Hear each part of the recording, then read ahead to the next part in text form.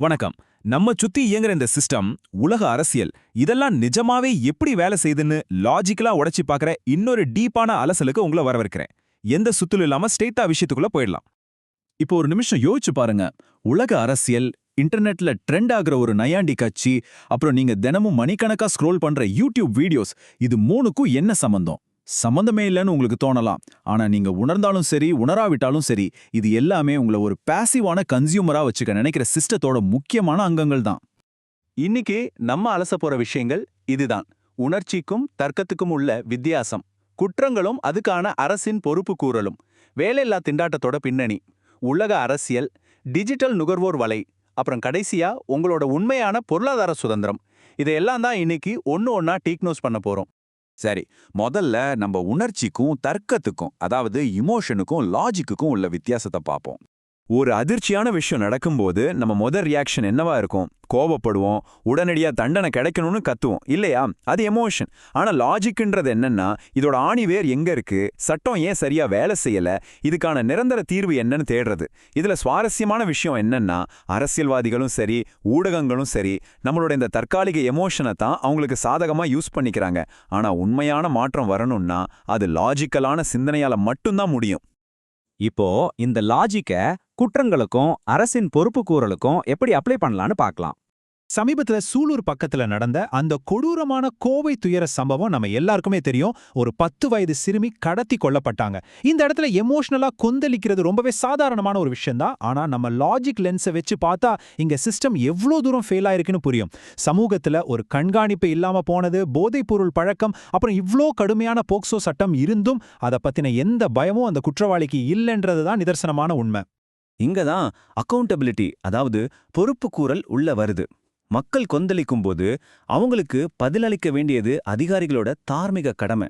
அதனாலதான் ஐஜி ரம்யா பாரதி நேர்ல வந்து 5 தனிப்படைகள் அமைச்சது குறித்தும் சிசிடிவி கேமராக்கள் மூலமா எப்படி தேடினாங்கன்னு மக்கள் கிட்ட விளக்குனாங்க. ஏன்னா சிதைஞ்சு போன மக்களோட நம்பிக்கைய லாஜிக்கலா மீட்டுருவாக்கம் செய்ய வேண்டிய கட்டாயம் அந்த சிஸ்டத்துக்கு இருக்கு. இதே சிஸ்டம் ஃபெயிலியர் சட்டம் ஒழுங்குல மட்டும் இல்ல, நம்ம பொருளாதாரத்திலையும் கல்வியிலையும் கூட ஆழமா வேரூன்றி இருக்கு.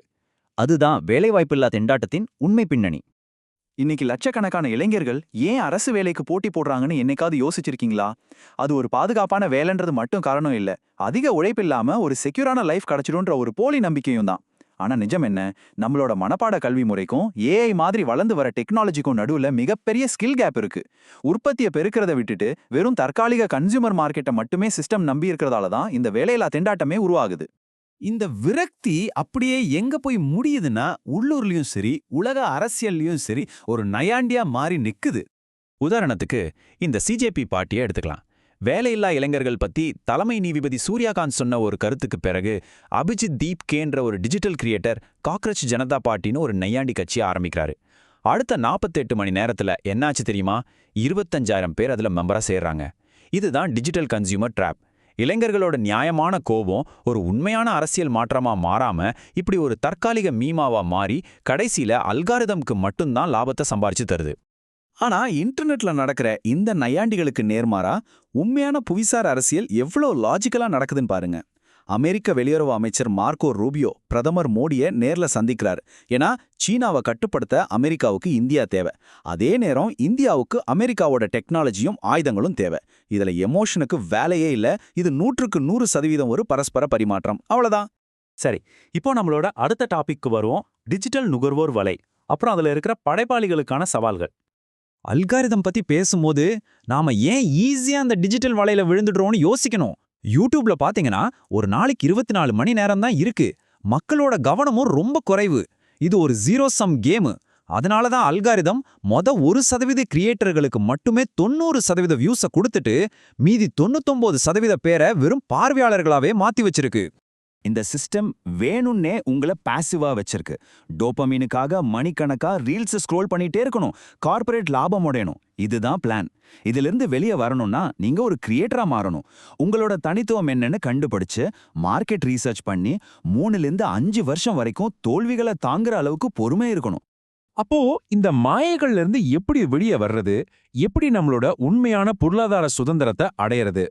ஒரு கற்பனையான சிச்சுவேஷனை எடுத்துப்போம். இப்போ 100 கோடி இந்தியர்களுக்கும் ஆளுக்கு 10 லட்சம் ரூபாய் திடீர்னு உபரியா கிடைக்குதுன்னு வச்சுப்போம். என்ன ஆகும்? மொத்தமா அது 1000 ட்ரில்லியன் ரூபாய்க்கு சமம். இது இந்தியாவோட ஒட்டுமொத்த ஜிடிபியான 300 லட்சம் கோடியை விட பல மடங்கு அதிகம் இல்லையா? ஆனா இப்படி நடந்தா அது எவ்வளோ பெரிய ஆபத்துன்னு இந்த டாமினோ எஃபெக்ட பார்த்தா புரியும். முதல் விஷயம், யாருக்கும் கடன் தேவைப்படாது, சோ கிரெடிட் மார்க்கெட் அப்படியே கிராஷ் ஆயிடும். ரெண்டாவது, எல்லார் கையிலயும் பணம் இருக்கிறதால உழைப்புச் சுரண்டலை மக்கள் ஏத்துக்க மாட்டாங்க. அதனால பயங்கரமான லேபர் ஷார்ட்டேஜ் வரும். மூணாவது, ரொம்ப முக்கியமானது, ஹைப்பர் இன்ஃப்ளேஷன். அதாவது 10 லட்சம் ரூபாய்க்கு வித்த ஒரு வீடு ஒரே ராத்திரியில 1 கோடி ரூபாயா மாறிடும். சோ கல்வியையும் இன்ஃப்ராஸ்ட்ரக்சரையும் மாத்தாம வெறும் பணத்தை மட்டும் உள்ள பாய்ச்சினா அது ஒர்க் அவுட் ஆகாது. ஒரு விஷயத்த நம்ம தெளிவா புரிஞ்சுக்கணும். திரைப்படங்கள்ல வர்ற முதல்வன் அர்ஜுன் மாதிரி எந்த ஒரு மேஜிக் ஹீரோவும் வந்து இந்த சிஸ்டத்துல இருக்கிற பல தசாப்த கால ஊழல்களை ஒரே நாள்ல மாத்திட முடியாது. ஏஐ எப்படி மனிதர்கள் மேல பொறாமப்பட்டு உலகத்தை அடிக்காதோ, மாறாக டேட்டா எரர்ஸ் மூலமா தான் தப்பு நடக்குமோ, அதே மாதிரி தான் சிஸ்டமும். எல்லாமே ஒரு நீண்ட நெடிய ப்ராசஸ். அதனால இந்த சிஸ்டம் காட்டுற போலி பெருமைகள் எல்லாம் ஓரங்கட்டிடுங்க. உங்களோட கிரிட்டிக்கல் திங்கிங், அப்புறம் எஸ்ஐபி, டிஜிட்டல் கோல்டு மாதிரி நீங்க பண்ற உங்களோட பர்சனலான இன்வெஸ்ட்மெண்ட்ஸ், இது மட்டும்தான் இந்த நுகர்வோர் வலைக்கு எதிரா உங்களை காப்பாத்த போற உண்மையான கோட்டை.